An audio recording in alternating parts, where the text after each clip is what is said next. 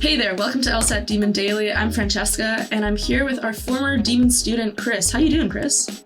Fantastic. Thanks for having me. How are you?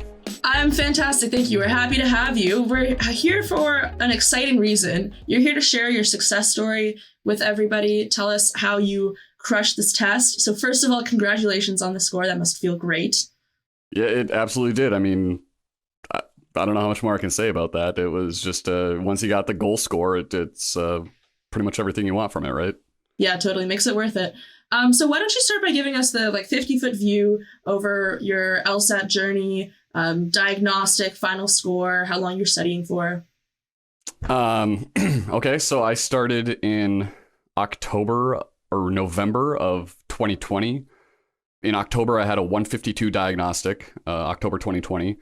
I think I went through two other programs and then happened to find the podcast while looking for like LSAT podcasts and came across the Thinking LSAT podcast. And, from then, I think within a month I was using LSAT Demon, and everything started to just incrementally improve from there because of their focus on just understanding the test and not the gimmicks, which was so valuable. And they were like, this test is learnable, it's straightforward, it's understandable, and like just going in with a mindset, everything continually improved. Like there was no more downward trends whatsoever. There may have been a few plateaus, but with like regular consistent studying, like it just continued to improve.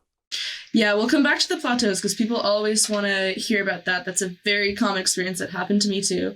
It's funny that you found it through the podcast. That's how I found the Demon as well, actually. So glad you got a fellow podcast person here. When you finally took the test, what was your score in the end? My final score was a 170.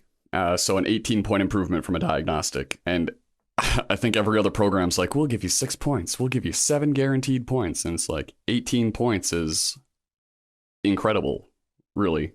Yeah, we see that a lot because, again, it's about genuine understanding and people can get there. It's attainable. So congratulations. Very exciting. So tell us more about the specifics of the studying. When were you frustrated? What were the plateaus like? How did you get over them? Man, I think, pre-LSAT Demon, the frustration came from the first program I used just jumped into using phrases like contrapositive without ever having explained what that is. And then, you get to the LSAT Demon and they're like, don't worry about stupid words like contrapositive. Like we're just understand what you're working on. And then, the second program I used, it was reading the question first or reading the prompt first and then going back and reading the passage or something like that. And it's like that very classic gimmick of like, know what kind of thing you're looking for. So it's just like, again, it's not about understanding. So that was frustrating. That's what led me to, after listening to the podcast and hearing these guys, how they talked about it when they would do an LR question on the podcast or something and break it down sentence by sentence. Even that was just the beginning of really understanding it, because you're not trying to get through as quickly as possible. You're just trying to read it for pure comprehension and understand what's being said. So I had a couple different plateaus. Like after I got to LSAT Demon, like I started getting into the 160s, and I think I plateaued around 166 for a while. Whichever one that it was that I was struggling with, I spent the least time on like reading comprehension, just because I think on the diagnostic I had -4 in reading comprehension.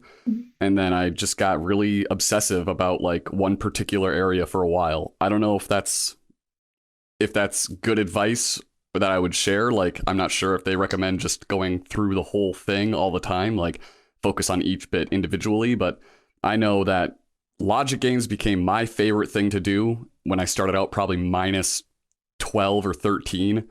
And then logic games became so fun. And I just made it so I got to the point where that was -0.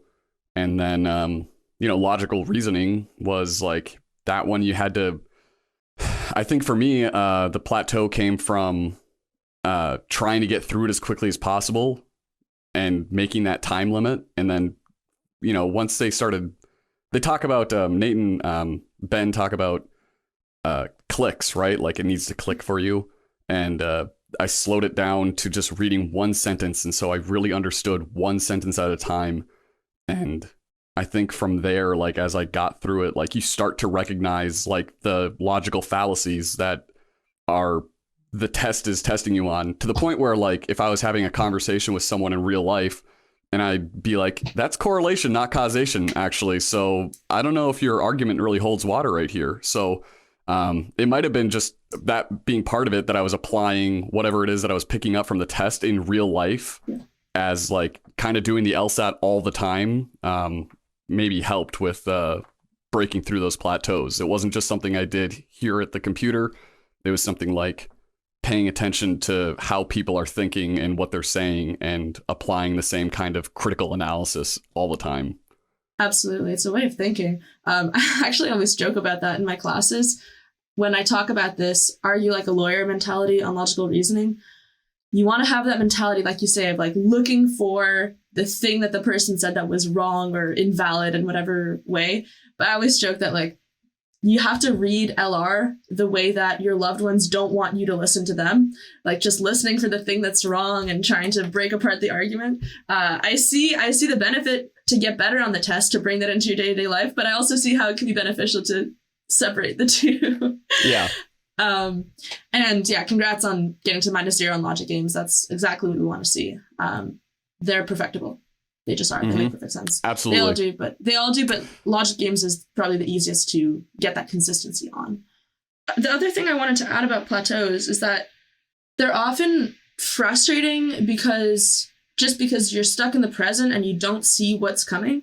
But in hindsight, you look back at a plateau and it's like, okay, like a couple of weeks, maybe like a month or so that you feel like you're stuck in the same place, but you're still building that like base of understanding of the test, even when the scores aren't improving. Maybe you're getting more accurate, maybe you're getting quicker at catching your mistakes, right? There's still stuff that's happening, even if you don't see it immediately reflected in the scores. So if anybody out there is in that boat right now, don't worry, hang tight. You will overcome it. It's not linear. Progress is not linear on the test. Absolutely. And it's just like, if you get frustrated, I mean, just there's nothing wrong with taking breaks either. Like I took multiple study breaks throughout it. I'm not talking like in the session I would stop and take a break. I mean, like there were a couple times where I took a month off or something like that to just relax. Cause I mean, I know Ben has talked about it. Like if you go to the gym a lot, you know, at some point you're going to stop making improvement and you got to take a break so your muscles can reset. And I mean, this is a huge mental workout all the time. And stuff just becomes incomprehensible if you're doing it too much. And so taking breaks, especially when you feel like you're burning out and you're so obsessed because you're like, this really matters. I need to get this done. I need to get a good score. But like, you know, I took a month at a time sometimes during my almost 2 years of studying to just let myself rest and reset. Yeah. And everybody's timeline's different. If you're studying for like 4 or 6 months or so, I mean, not that you don't know when you start out how long it's going to take you, but it's one thing to take a month off when you're studying for the test for 4 months. But when you're in it for the long run, you're like, listen, I'm going to do what it takes to get the score that I want. Then yeah, you might be at it for a while and you definitely are going to need a break. I stand by that. Absolutely. And I mean, the thing that I think the biggest thing that led to me, you know, being able to get that 18-point improvement was that, you know, listening to Thinking LSAT, the guys say like, law school's always going to be there. If you need to take more time to get the score you can get, like take more time. I think when I started studying at the end of 2020, like I was so naive about what I was going to do. I was like, I'm going to take the test in April. I'm going to get my acceptance by August. I'm going to be in school by September, like that fall. Like had I done that, like, oh my goodness, I can't imagine like the like horrifying situation I could have been in with some like with a scammer ship or with just some like predatory law school that just like you know feeds on the tuition dollars of poor uninformed students that don't think like long term about what they're getting themselves into and end up with $300,000 worth of debt and no job prospects. And that was like where I started. I wanted to get into school by then this fall, and with a 166, I think I had maybe at the time of earlier in this year, 160. I don't remember, 166 in June, maybe. even then, I mean, that was below the 50th percentile at like my top choice school. And I think it was above the 25th percentile, but you know what they say, like if you want to have your best shot at it, you got to be as high as you possibly can. So I pushed it back 2 years, and I'm fine with that. There was a lot of life happening in those 2 years outside of studying and getting into law school. So yeah, it worked out fine so far. Absolutely. And that's a perfect segue for what's next for you. A lot of people, I think especially K to JDs, feel that sort of anxiety of this needs to happen on this certain timeline. I need it to happen the way that I always plan it out, the way that makes sense to friends and family. But you've got a bit more perspective. You're a non-traditional applicant. Why don't you tell us a bit about that? Yeah. So, I mean, I was, 2020, I was 29, I think, when I started studying for that. I just turned 31 in November. So there was always that kind of thing like, oh man, I'm 30, I'm 29, I'm 30, like I'm really late in life. I think if I was 22 right out of high school or right out of college, like I'd probably still feel the same way, potentially, like, oh man, I'm 22, because I didn't graduate my undergrad until I was 27 because I was in the military for 5 years. Like I said, I mean, there's a lot of life that you're still going to experience and live, and it's not like I'm going to graduate law school at 34. That's still time to have a 30-year career at a minimum. Like, that's a lot of time. I don't know what the difference is between a 40-year career and a 30-year career, but it doesn't seem that big to me. And when you look at the attrition rates of law careers, it kind of puts that into perspective too. People don't always make it that long.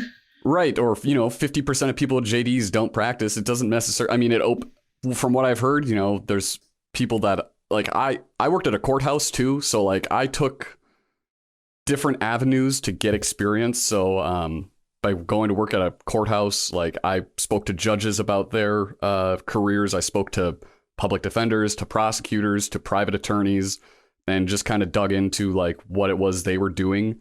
The more time I took, the more opportunities I had to speak with tons of different attorneys and people that are in the profession. So, quite honestly, taking more time allowed me to get a clearer picture of the opportunities available. And what I came away with is that, the law runs through everything. So if there's like one thing that you're interested in, there's probably a law about it. And if you want to go into that, like there's that opportunity, and you just got to kind of find. So far, I'm not an attorney, right? Obviously, but I'm pretty sure that I'm not going to have too much of a struggle finding the thing that it is that I'm passionate about, because being fulfilled by a job is something that I'm really concerned with. I don't want to. Some people have said, and I've heard, like, I'm in this to make as much money as possible. And I'm like, I'm in this to feel like I'm happy about where I'm at every day and doing something that matters. I'm kind of going off track. We can cut a lot of that. No, I think all that is really valuable. And actually, there's a couple of things that I want to come back to in there. But first of all, do you know what kind of law you want to practice? Do you have any leads? So short answer, constitutional law, I think, is where I want to go. For me, it's constitutional law because I want to eventually be able to protect people's like constitutionally guaranteed rights against the like abuses of people in government. Quite honestly, that for me seems like a higher calling and something that can do good for a lot of people. And, I feel like if I'm passionate about it now, to be actually be in the space and practice in that way and do something that I think is meaningful, like that's how feel like I'm going to guarantee that I have a good time in that profession for a while. Yeah. That makes sense. And that's super interesting. The biggest thing that stands out to me is how much thought you've put into this, and how, just to really like paint the clear picture that I'm seeing, to make sure that everybody's seeing it too, is that you're somebody who has really thought about what you want to do. You've talked to people in the field. You didn't just kind of stumble into this because you're like, whoa, like law seems to be the logical next step. You figured out, tried to get a picture of like what the actual day-to-day life is like in there. And for example, with the LSAT, like you took this test 5 times, you're committed to this is what you want to do. And to everybody out there listening, like this is the type of person that you got to compete in law school with. It just really paints that image of, if you're going to do this, like you got to want it. And don't do it just because, right? It's really inspiring to hear you so purpose-driven in this. It's awesome. So you mentioned that you're a veteran. Why don't you tell us a bit about that, about how that impacts your applications, the GI Bill stuff? I know a lot of people are wondering about this.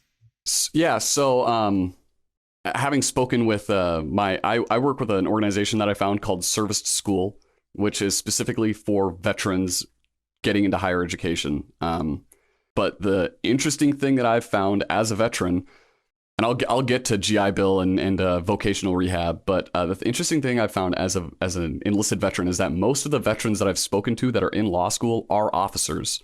They've already gone to their undergrad. They spent 4 years in the military, and then they go to law school. So there is like kind of a diversity thing there. Like I'm not a URM. And you're not going to check the box as a veteran that you're a URM, but because of being a veteran, there is a different way that we are evaluated. And so we're not, having spoken to my advisor with Service to School, veterans aren't really competing against the average applicant that's out of college. We're competing against other veterans. So we've got a smaller pool of competition. You know, I know guys that are getting, not know them, but I know of them through my mentor, my advisor, you know, that are getting 164 and they're getting into University of Michigan, which is top 10, right? So there is a different, I don't know how to say it, scale, I guess, or just it's a different standard. A different standard, different criteria. But everything that I've heard is like being enlisted, there are so few, like minuscule numbers of enlisted veterans that go on to get a professional degree. And that sets you apart. And it's actually a point, as I found out so far, is a point in my favor to be enlisted and to have, you know, get a 96 percentile LSAT score. Like that already raises me above the guys that are 6 points below me getting into top 10 schools. And everything I've heard says, like, you're enlisted, there's fewer of you, it's going to work out a little bit better for you because of the student body diversity. With the GI Bill, you get 36 months. If you spend 36 months in active duty, you have 36 months. And, you know, if you get an honorable discharge, you get 100% availability or 100% eligibility. So for me, I use that at a public institution. GI Bill will cover 100% of tuition at any public institution in the United States and maybe even outside of it. I didn't look that far into it when I used it. And I got through school in 3 years because I had 40 credits from studying at a language school in Monterey, California. When I was in the military, I was a Pashto linguist. So I used my credits towards my degree, and I left with 6 months left of GI Bill. So there's another program called Vocational Rehabilitation and Education and Employment, or Education. I can't remember but it's VR&E is how we describe it, or what we call it, which is a supplemental employment program for veterans. So you have to have a minimum of 30% disability to be eligible for, and that's a 30% service-connected disability rating from the Veterans Administration, the VA health system. So you have to have 1 month left of, like a minimum of 1 month left of GI Bill to be even able to apply for this. And then you'll get automatically, I think it's like 12 months of additional education benefits, as opposed to the GI Bill, which will pay 100% of public tuition, or it'll pay up to, if you go to a private institutional state, it'll pay up to the most expensive public institution in that state. So, you know, if I wanted to go to Vanderbilt or whatever, $67,000 a year or something like that. And if I went there with the GI Bill, it would pay for whatever the highest public institution in Tennessee is, leaving that remainder left over. Yellow ribbon, if the school's a yellow ribbon, it could help pay the remainder of that as long as you have GI Bill. If your GI Bill runs out, your yellow ribbon goes away too. Like, you only have it as long as your GI Bill is active. So VR&E, on the other hand, will pay 100% of tuition at any institution, public or private, like full stop. It'll pay for everything. So I mean, the whole thing about LSAT or thinking LSAT and the LSAT Demon is don't pay for law school. And so I'm trying to leverage everything that I have in my corner to get through this without having to come out with any debt, hopefully. So those are the things that I have available to me. I wouldn't have them available if I hadn't spent 5 years in the military. So taking kind of a longer path, and it's meandered a lot, but I've got a full resume that I can apply to these schools with, and I've got a lot of personal experience for writing my personal statement or whatever that I was able to draw on. And this kind of goes back to like what we were talking about earlier, just take a little more time. Like it doesn't need to happen right now, because the more time you take, the more experience you get doing whatever. Take a gap year and do whatever you want. Like all of that's just going to make you a stronger applicant, I think. And it's going to set you apart eventually from everybody else that you're competing with. So yeah, nothing is wasted. And thanks for sharing all that information. I'm sure that's going to be very helpful for people who are also veterans or considering that, seeing what their options are. So I believe you said it's the Veteran Readiness and Employment Act? Vocational rehabilitation and education, I think, or vocational rehabilitation and employment. And it's different from the GI Bill in that it's an employment program specifically and not an education program. So like the end goal there is not to get you a degree, but to get you a job. So it's like a whole thing all the way through until we know you're employed, and it's about getting veterans employed. Okay, yeah. It looks like we're talking about the same one. I think that the name changed or something like that, but if you look up either one, it'll come up. And also, if people want to learn more about service to school, Ben and Nathan actually interviewed them on the Thinking LSAT podcast, episode 297. If people are interested to hear more about that. You're right. The name did change. Now it's veteran readiness. So it was vocational rehabilitation before. You were correct. Yeah, in case people need to look it up or want to learn more about it, they can do so. Any other words of wisdom that you want to leave people off of, people who are trying to do what you did, trying to find the same purpose that you've got? Like, what would you say to them? I mean, you can't just focus on the LSAT. I think obviously the LSAT's huge. It's going to be the big thing that like makes up for any other weakness in there. It's going to be the most important thing to get you into law school. But I mean, you got to look beyond just getting into law school. Like getting in is just step one of an entire career, and you got to know what's down the pipeline for you and where you want to go with that degree. So, I mean, working in the courthouse for me put me in contact with a lot of attorneys, and, like Rachel Gezersay is talking about, like, build your network right away, right? Like before you get into law school, like the thing that's going to help you is getting into building your network, and you got to find out what is down the line for you and start exploring what part of law school or like what part of the law you want to get into. And I think that's incredibly important to think about now, as opposed to if you went to, undergrad and you changed your major 3 times, like what happens when you go to law school and you're racking up debt for this degree and you think, wow, I hate law, I don't want to do this. I mean, are you going to, not everyone can be a Ben and Nathan and start a really awesome company, I think. So it's really important to think about like where you're going to go with this degree and what you're going to use it for and how you're going to, for me, it's like I said before, for me, it's about being fulfilled by what I do. So I don't know, start building your network and start asking anybody and everybody that's in the law for interviews, informational interviews. And I'm not comfortable with that, but the more and more I did it, just like reaching out like, hey, would you mind talking to me? Everyone's been super happy to talk with me. So no one has said, no way, I'm not going to tell you about my job. Like people want to tell you about it. If this is something you're exploring, they're willing to give you advice. They're willing to tell you about what they did. They want to know about you and they're going to help you. Like, so just reach out to people. LinkedIn's a heck of a tool. You just got to be very proactive in this whole thing. If you're being passive, I mean, I think you're doing it wrong. And if you're just going to take what comes to you, you're probably going to end up getting a bad deal. So you got to be proactive and go after what you want, I guess, and really know what it is that you want. Totally. I'm hearing 2 big things. Think about the big picture, the long term, and talk to as many people as you can. I think we're good to wrap it up there. Thanks so much, Chris. Email daily@lsatdemon.com if you'd like to ask us a question or share some LSAT or law school admissions news. Thanks for listening.